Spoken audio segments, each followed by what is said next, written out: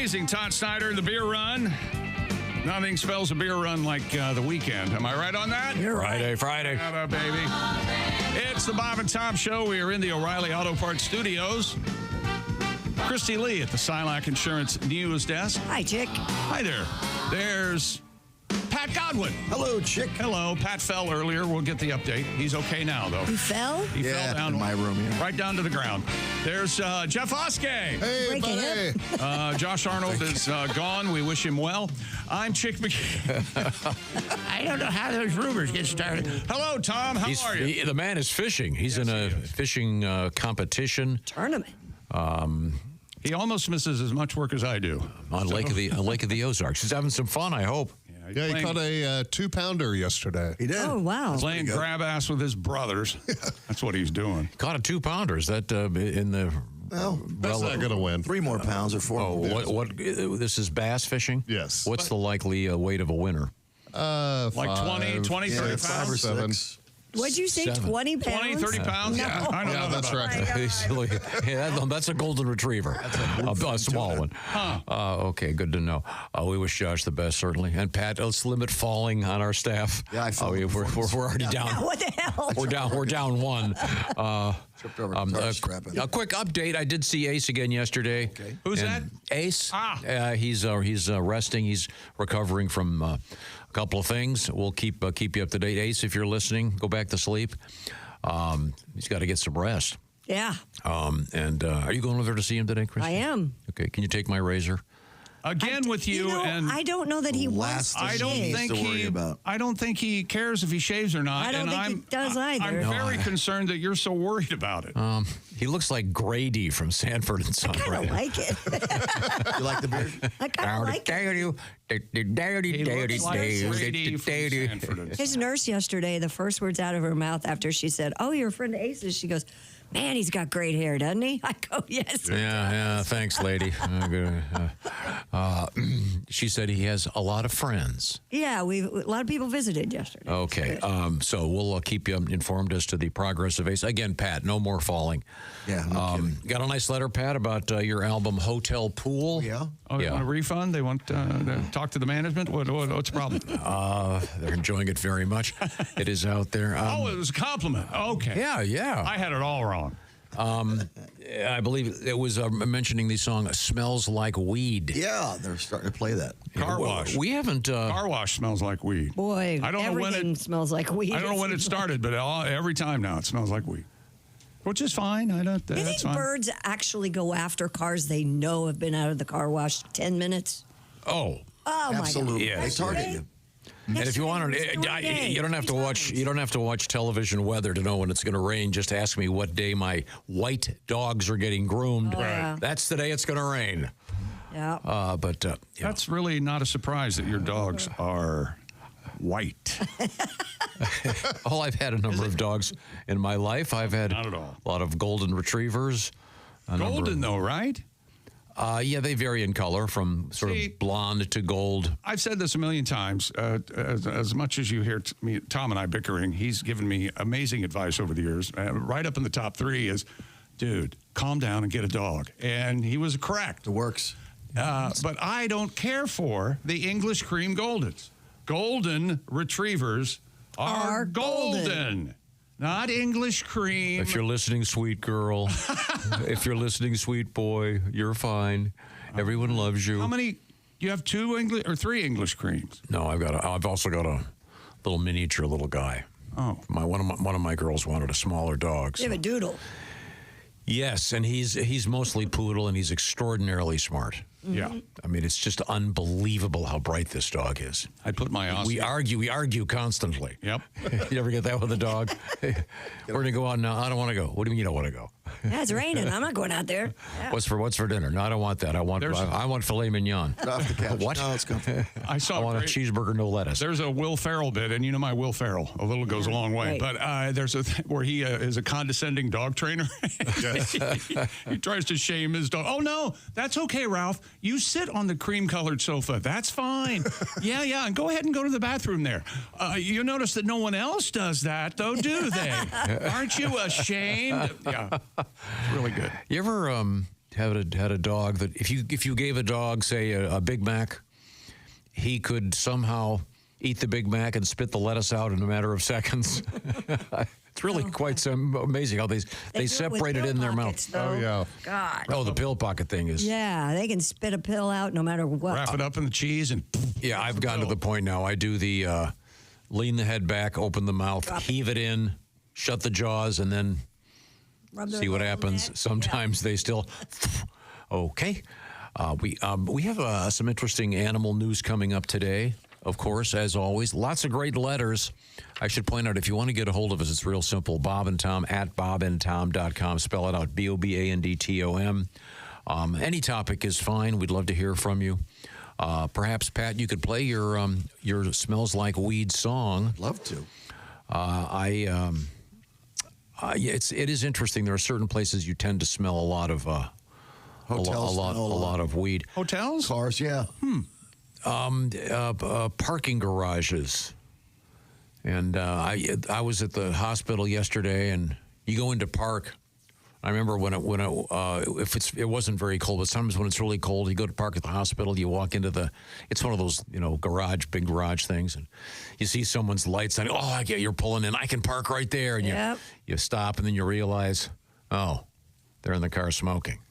They're not going to get out. There should be some. Hey, look, if you want to smoke in your car, you can't turn the lights. Right. But I think that has a lot to do with me and not ever trying to smoke or not ever being. And now I can't really smoke marijuana because I don't like holding onto the cigarette. I just can't do it. My mother and father would smoke in the car in the middle of winter with the windows rolled up, driving 30 miles from London to Columbus, Ohio. Yeah, I think that's why I don't. And your eyes would burn, and that'll set you off. Throat would get scratched. Your throat would be. I couldn't. And all there was AM radio.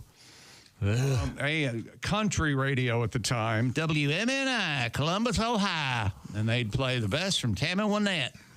Even better was when your parents would crack both the windows and the back windows and ash out the front window, and it would blow back in the back window right into your throat. Hit you right in the face.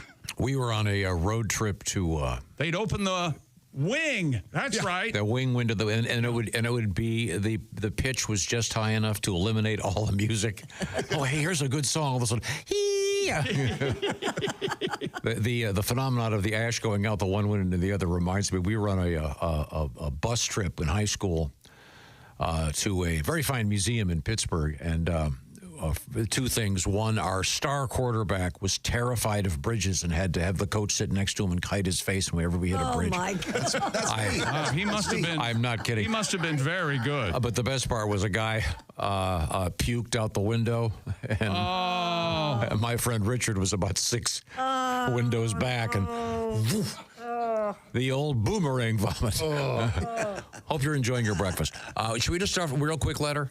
Go right. Go for it, man. No, these are old sayings we get from parents, grandparents, et cetera, et cetera. Johnny from Wisconsin. Johnny F. writes, "Hello, therapists."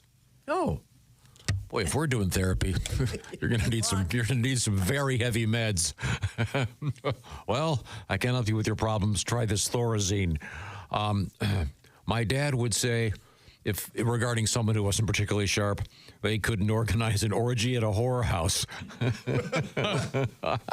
like that very much. That would imply relative incompetence. Yes. Now, I want to talk to you about helping yourself. And maybe you've got some great new shoes, and you put them on, and boy, they feel flat in the bottom, and you're not getting any support. This is where orange insoles come in. And orange insoles, right off the bat, I want to tell you, they've got the happiness guarantee. They want you to be happy. If you get them and don't like them, send them back. They're on the house. Here's how it works. Orange insoles give you support at the bottom. You wouldn't build a house on a sea of prunes. Of course you wouldn't. You got to have... No. I'm sorry, was that a sea of prunes? Sea of prunes, yeah. Okay. You got to have a good foundation. Yeah, you do. Yeah, you just have to. I'll give you there's a guy down the street here. You drive You can't down. stand in a sea of prunes. No. This guy built all these pillars in his lawn. Have you ever noticed this? The guy that got the rock lawn, and then all the pillars are leaning way over. You know why? Why? Because he didn't put them on a proper base. That happens to people all the time. You got to know what you're doing. Now, we're not building a house, but you're building your body. You want to feel good? Put orange insoles so you've got a good foundation down there. Get some arch support in that deep heel cup. See what I'm talking about? Get all the options that are happening as you carry yourself around from the ground up. Now, say you never walk. Then I never walk. Our orange insoles may not be for you. If you just sit around all day, I just sit around all day. You're welcome to not buy them. We would suggest, however, if you have any kind of activities that you do, you try orange insoles. By the way, they have sizes 15 and up. So if you are Bigfoot-like, that's okay. Orange Insoles is thinking about you, too. Go to orangeinsoles.com. Free shipping today. Free shipping? No one does that anymore. Orange Insoles. They come with a 60-day, as I mentioned. We want you to be happy, guarantee. Who else wants you to be happy? Maybe your mom? Yeah. Okay. Yeah. Orangeinsoles.com. Feel better, do more. Thank you, Orange Insoles. Coming up, we're going to check in on the Masters with Chick McGee. That's right. Guess who's leading the Masters after the first round, Tom? How's your throat? You're going to need to do a little singing. Are you ready? Okay. Justin Rose. Justin Rose. Justin Rose. It's Ramblin' Rose. Oh, Ramblin' Rose. Wasn't I close? You were pretty close. Okay. Pretty close. Thank you very much. Yeah. Nope. Sorry. We are in the O'Reilly Auto Parts Studios, and this is the Bob and Tom Show.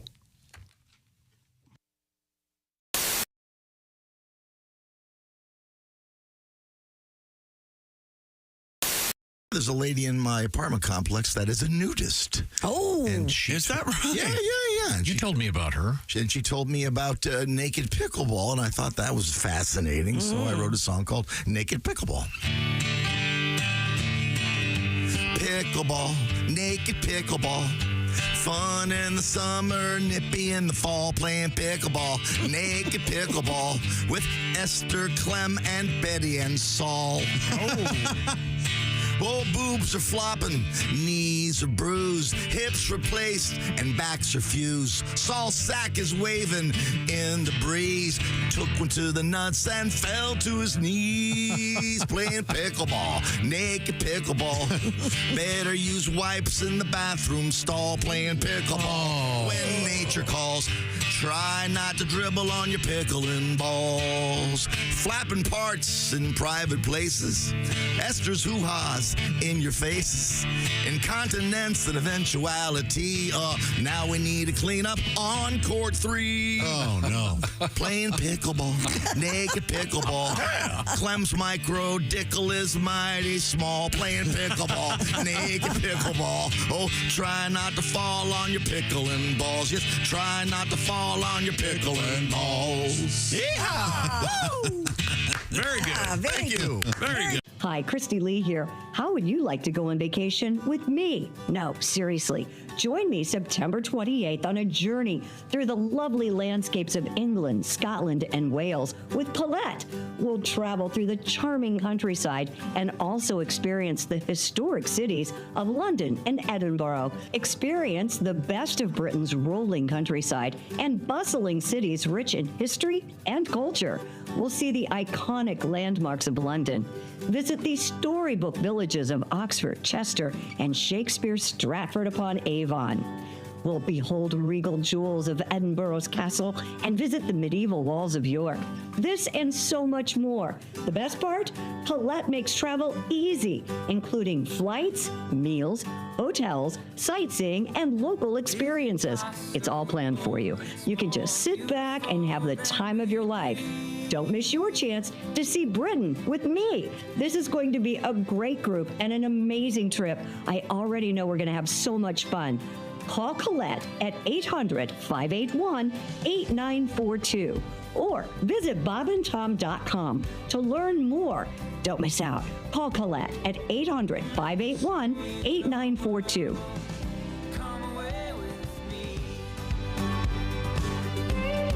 That's why you're single. That's all. What? Are we? Wait a minute. I'm sorry. We're back live. Back with that. Not your tongue. He was talking about me because I went like this. No. I'll tell you what it was. You see, you're not even aware of what you just did. Welcome back to the Bob and Tom Show. We're live in the Napa Auto Parts Studios. Coming up, our interview with Donald Fagan. You're from so Steely Dan. stupid. You don't know what you're saying. No, we're trying to make conversation. And just before the mic's open, Josh goes, hey, my toilet seat's on the way. Yeah, that's right. He's excited about it. Right. It was something we had discussed. Did you hear what Tom said? We were trying to make conversation. Tom doesn't He didn't have speak a word conversations. during that break. He Doesn't kept say his anything. headphones They on. invented the phrase, he talks at me. You, yes. I thought it was. I mean, Josh. Okay, you're on a first date. Let's just say, and there's some nice music in the background. You're at a nice restaurant, and the waiter comes up. You order some sort of cocktail, I assume. What's your beverage of choice? I might have a tequila and a beer. Together? Beer. Sure, So, yeah. there you go. Beer and a shot. Why not? As you can What see, he's as you thinking can- is, you don't look like an alcoholic. That's what he's thinking. Oh no, I think he looks like one.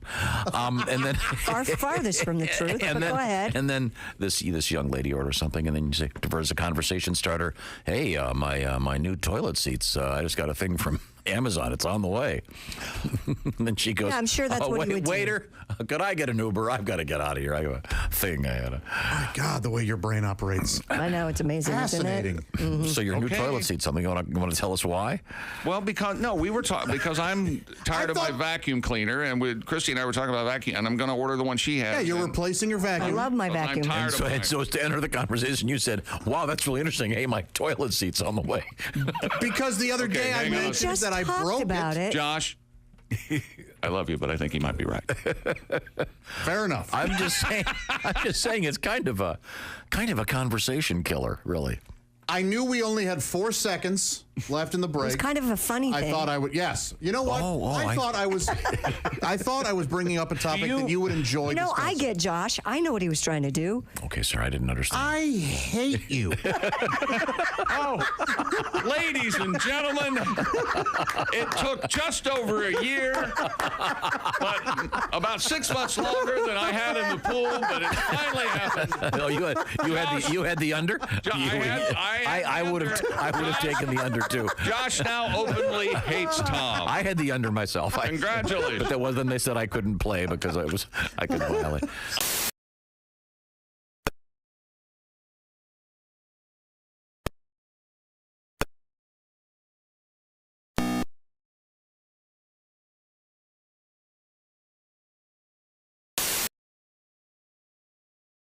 Come back to the Bob and Tom Show.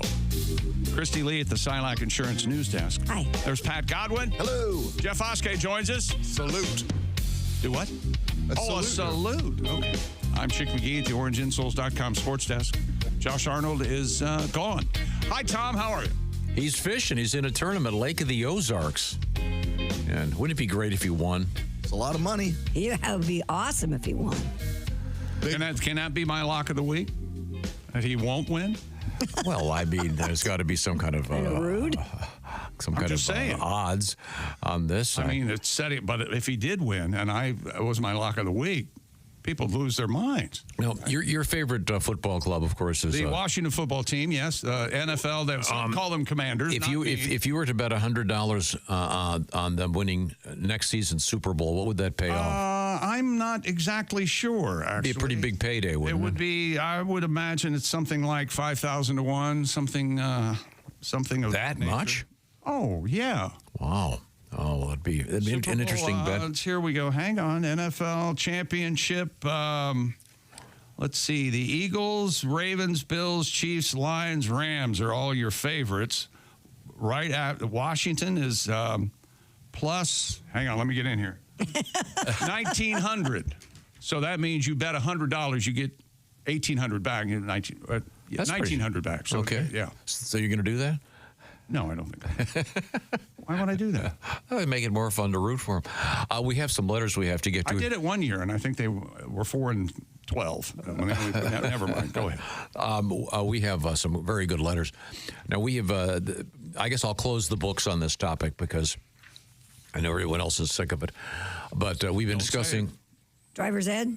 No. Direwolf? Direwolf. Yeah. I didn't. No, I've been very good about not doing Chuck Norris jokes this week. Yes, you have. I'll give you. There may have been one or two. I love them very much. Next Tuesday when Josh comes back, I want you to just come out. Oh, just hit it. We could both barrels and of we'll Chuck just sit Norris. here Could we do Chuck Norris Day? Chuck Norris Day. Maybe get him on the phone. see if Josh can actually, his head can He'll come walk off. out. There is a big news story that broke last week about this organization that is a clone. I don't know. It's some kind of CRISPR technology, whatever they call it, gene splicing, genome stuff. Well, also bioscience. It's the same technology that keeps lettuce crisp. Oh, is that it? In a drawer. Is that what it is? In your They have a big refrigerator. salad spinner and they just spin the genes around. I'm glad you said that because every time I read these, I can barely get through serious scientific articles because I don't understand them. But it talks about CRISPR technology. I'm just like you, Chick. I always think, isn't that the stuff that keeps your lettuce fresh? Yeah, well, Because you've got what the CRISPR drawer.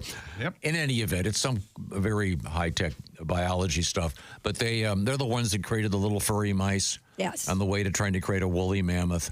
But they've created these so-called direwolves, which I guess got really famous on the TV show Game of Thrones. Yes. Yeah, all the Stark kids got to. Yeah, I didn't watch that show, but I... See, they took a guy out into the wilderness because he ran. He was a chicken. And, Right. In those days, the punishment for being a coward was, you get your head chopped off.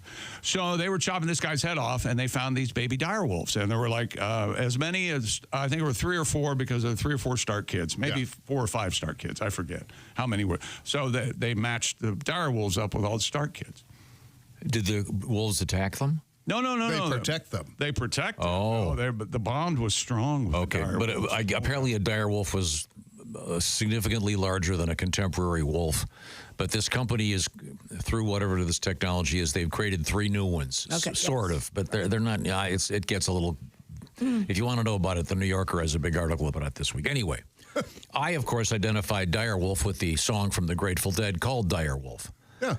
And I was Somehow I was a better person before I heard this song. I'm not sure how that happened. But I think it's from Working Man's Dead, a classic. But I also mentioned, and this is true, and I've received a lot of letters from Grateful Dead fans. Thank you. And I've seen them many times. But the Dead, the current version of what's left of the Grateful Dead, is going to be at the Sphere in Las Vegas. Yes.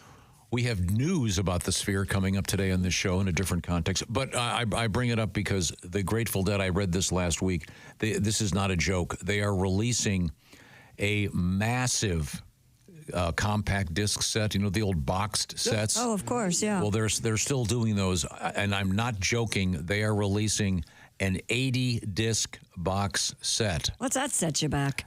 I forget. It's significant. I bet. But I made this point. It's an 80 CD set. They haven't announced which song it is yet. You see, They play along. They play along. However, someone sent me this, which is tremendous because yesterday Frank Caliendo was in here, or on the phone rather, and Frank was in here a couple of days ago. But Frank does, among other his voices, he does the late great Bill Walton. And we've had Bill in. We had Bill in here a couple of times. And if you ask Bill Walton a question, he just goes. Sure. And does not stop. He could talk forever. But he was a huge Grateful Dead fan. Right. This comes to us from Nathan. In the '86 season, when the Celtics won early in the season, newly acquired Celtic Bill Walton was asked by Danny Ainge why the Grateful Dead are so good. The next day, Walton gave Ainge a cassette of the Dead to listen to. He said, I didn't get one song, and Walton responded, it's all one song. That's what makes them so great. So, man, that really, really sounds like it should mean something, but it doesn't. well, thank you. Thank you, Bill. Thank you, Danny. It's good to have you here. Chick McGee, you got any letters over there of interest? I do. Ready? This is from Dick in Ruckersville, Virginia. He reminds us of a C.S. Lewis quote. Oh, wow. About our dogs and how much we all love our dogs and how smart they are. C.S. Lewis said, my dog almost never obeys me. Sometimes, though, he does agree with me. Oh. How about that, huh? Yeah. Now, that means something. No, one song, that's what makes him so great. That's not a... Who is Bill that? Walton? No. No, it's not Bill Walton, no. Dear Tom and all you other people. I don't like the way this started off. I have a mini golden doodle. They are very intelligent. I potty trained my Duncan in 3 weeks. I used animal crackers because... Are you all right, Pat? I'm very annoyed I'm right with you, now. Pat. It took me 3 years, so you go ahead. I used animal crackers because they can eat as many as they want. They have no fat. After a while, he goes out and fakes pee just to get an animal cracker. Yeah. But one of my favorite phone calls we ever got on this show, I wish we had. Remember the guy? His dog was terrified of getting in the car. Oh, yeah. Because I've got a dog like that. Terrified. So he got the dog, dragged him into the car, drove to McDonald's, got some French fries, gave him to the dog, drove home, did the same thing over. Now the dog, every time, wants to get in the car, go get a French fry. Oh, yeah. Heck yeah. That's because even dogs recognize the McDonald's French fries prove that there's a God. Yeah. They are very good. More old sayings from the old man. This comes to us from Katrina. She goes, my dad loved you guys. He passed away a few years ago, but he used to always say, busier than a cat having kittens on a tin roof. That's a complicated analogy there. There's a cat on a hot tin roof. Yeah, this is having kittens on. I think you got to be careful the kittens don't fall off. Oh. Wouldn't that be the trick there? I would think. Letters from listeners brought to you by Hyundai. Hyundai helps protect you and your family on the road. We put your safety first and everything else second. Monday, Tuesday, Wednesday, Hyundai. I love my Hyundai. Christy drives a Hyundai. I sure do. Tucson. Love it. And she likes men. I like men. A few years ago. I like some women, too. Wow. Boy, this is Yeah. becoming a trend around here. This is from Andy. A few years ago, the city council here in Manhattan, Kansas, passed an ordinance during the Me Too movement that made it legal for women to go topless in public. Yeah. Yeah. Are they doing it, though? That's what it says. Well, yesterday, Andy says it happened. Oh. A lady was walking around town letting the girls fly. Where was this? Manhattan, Kansas. A coworker took a picture, and it spread like wildfire through the entire workplace. We're all really children. Well, not I love children, it. maybe sophomores in high school. I texted the picture to my dad, and he said she has the furniture disease.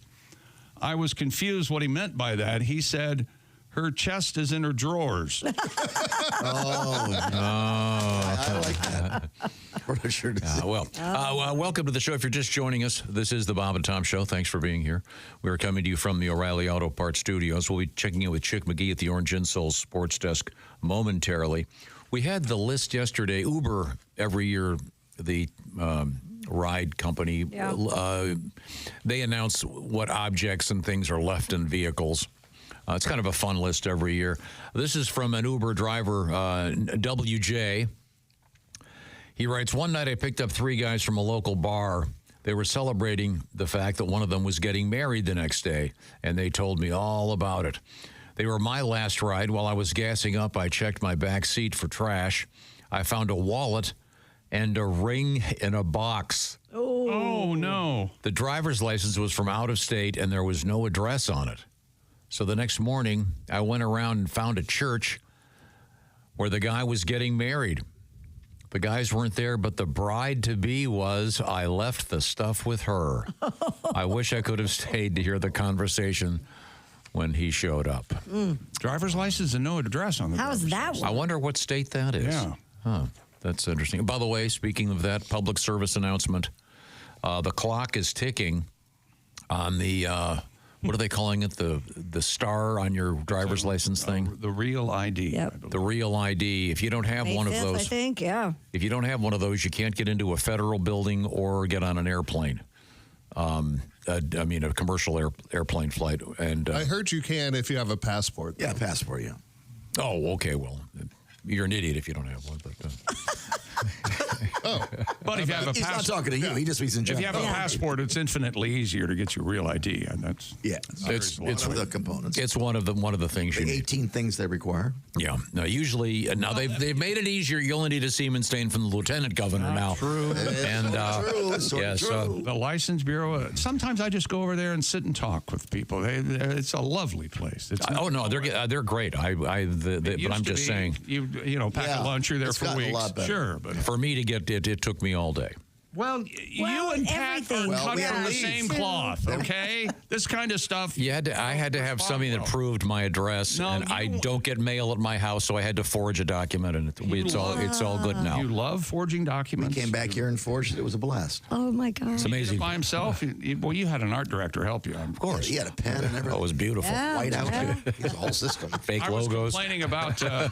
I can get you anything you want. I was. Need a utility bill? I know. I was complaining yesterday about steel guitar, and then last night my iPod DJ, whoever that guy is, played this song, and I forgot I liked it. Are you ready? Yeah. This is Sunvolt.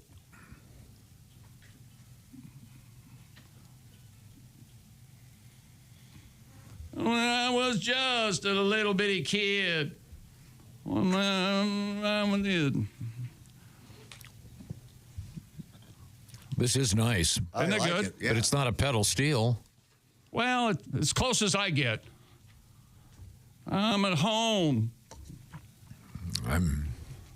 If you want to hear some good pedal steel, listen to some Commander Cody. I'm looking at the world through a windshield. Everybody. This is great. Little infant white. Oh, that's very nice. Yeah. Very nice. All right. Now What was their big hit? Drown. That's Got cracked open. Oh, great. Oh, I love that song. Floor falling through my head. Yeah, something. good stuff. Yeah. What is the origin of that name, by the way? Sunvolt. I don't know. Because it's S-O-N. Yeah. There's a group out there that you have to look for it. And, because I know there's music out there that I would like if I heard it. So I'm constantly searching. Mm-hmm. It's called Golden Smog. And it's a super group of Sunvolt, Tupelo Honey, all these guys. It's pretty good. Oh, good. Look up Golden Smog. I think I may have a tattoo update. Oh, really? Are you getting one? Oh, I No. saw your video. Is it yesterday. posted? Yes. Yeah, it's great. Yeah, the guy with all the That is horror crazy. tattoos on his arm. My friend Jeremy, Yeah, that was cool. Jeremy spoken, by the way, on the video. Class. Yeah. Oh, and on the video. he's talking, yeah. Yeah. Back the recess Little Pearl Jam. teachers. Better breath. Yeah. The gist of it is this guy has these incredibly elaborate tattoos. And the reason I did a little video is because they're, for the most part, well, there's a really cool Doors one. Yeah, the he band, does but have some they're bands. mostly horror movies, and they're so elaborate. And Josh is so into horror movies. But when I was talking to the guy, he said, "This one is of so and so." Who isn't in episode 3? Blah. Yeah. Oh my God, that's a Josh thing. That kind of detail, yeah. So, yeah, by all means, if you're a fan of tattoos, check this out. This guy's an incredible artist. He I think he goes by Cool Hand Luke Inc., I believe, on Instagram. So if you get a chance, check it out. It's really cool. Was it on Instagram? Yes. Yeah. I Okay. saw it on Instagram. Okay, very cool. Sometimes nothing's a real cool hand. Referencing, of course. Cool hand, Luke. Yeah, Yes, go ahead. Yeah. It loses it if you have to explain it. You just leave it with people who understand and then move on. You think so? Yes. Because I was going through some stuff, and someone said, I was reading the comments, and someone said, "What does Cool Hand Luke mean?" They weren't aware of the movie? No, and you want to go, hey, it's a Well, really you're aware cool of the movie. whole Jesus thing, and he's Jesus, and those are his disciples, and at the end of the movie, he's on the table. That's one Yeah. opinion, yeah. It's a very fine Paul Newman movie. Paul Newman, of course, from Newman Cern's Sporting Goods Store, Shaker Heights, Ohio. Oh, my God. Great American. How did we end up here? I have no idea. Sorry. I think it was Christie's fault. Coming up in sports? We'll look at the Masters. We'll look at what you can eat at the Masters and what it would cost you. We'll revisit the words and phrases you cannot say if you're a broadcaster of the Masters Golf Tournament. And what else do we have? One of the Masters golfers urinated publicly. What? On the course. He pulled a Tom? Yeah, right. They let that happen at the Masters? But This guy is aching to be kicked out of the tournament. No, I can't imagine that happening. I can't either. And one of the legendary creeks that Eisenhower might have urinated in. We don't know. All right. We don't know. Be like Ike. That's right. And we'll leave you with this. If I crossed my grandfather, he would hold up his left fist and say, 6 months in the hospital. Right fist? Sudden death. Those were the days, huh? World War II vet. He's not going to take any crap from anybody. You go, buddy. Thank you very much for these fine letters, and keep them coming. Now, what else have you got over there? I've got Steven Singer Jewelers. You know that. Of course you do. Yeah, Steven Singer, he's introducing his brand new, it's blue this time, isn't it? Yeah, Blue Moon and Mom's Blue Day is Moon. May 11th. It'll be here before you know it. Mother's Day is what now? May 11th. Standing Okay. Well, let me explain what we're talking about. at home. Steven Singer Jewelers, pretty much every season has something going on in the world of flowers, but these aren't flowers that die after a couple of days. These are dipped in 24-karat gold, actual roses, and they're real roses. And by the way, I was talking to Steven, a little bit of a warning. They may run out. Oh, yeah. What color would you, is that? It's kind of a turquoisey. Kind of a turquoisey, tealy blue, yeah. Yeah. Teal maybe is the correct term. It's just gorgeous. You can check it out, of course, by going to IHateStevenSinger.com. The perfect gift for those moms in your life. and it comes in a beautiful box with a great, nice card with a nice, what do they call it, paper stock. It's a really good-looking thing, and has the full lifetime guarantee, of course, and the shipping is free. What's going on with free shipping around here? This is amazing. Guaranteed to last a lifetime. I also, At Last, the bracelet called At Last. You cannot go wrong with that, fellas. It's gorgeous. You're going to want to get one of those for that great mom in your life. At last. There you go. Order now exclusively at IHateStevensinger.com. True love has come along. They will not be restocked. Supply is limited, so get on it right now. There she is. IHateStevensinger.com. Tell Steven to say hi to the dog named Buddy. Steven Singer Jewelers. How's all-you-can-eat ravioli night going at Steven Singer? On that Thursdays? I got the mega dirty look from Tom a couple times. We kind of discontinued it, but Ravioli, offer avoid in all locations. These are the O'Reilly Auto Parts Studios, and this is the Bob and Tom Show.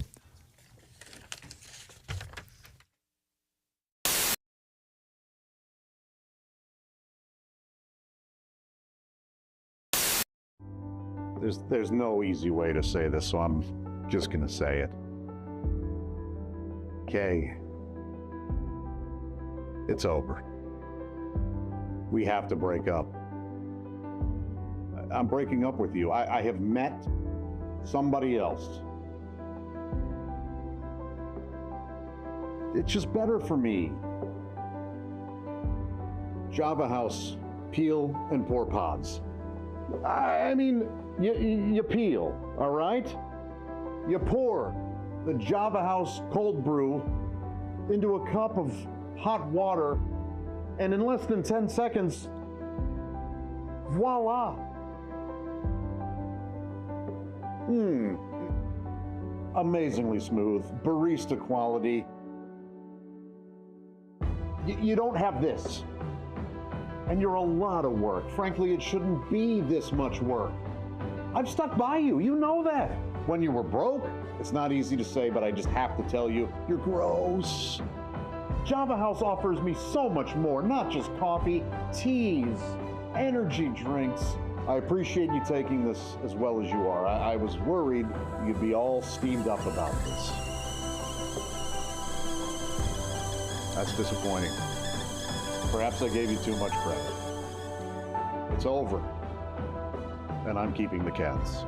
Java House, amazingly smooth cold brew coffee. Enjoy barista quality coffee in seconds with no equipment required. Just peel and pour over hot or cold water. It's effortlessly easy. In fact, the hardest thing about Java House, well, that'll be figuring out which one of their many great beverages to try next.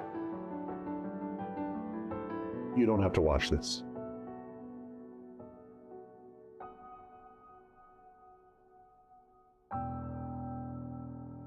Order online at javahouse.com. Java House, the official coffee and refreshments of the Bob and Tom Show.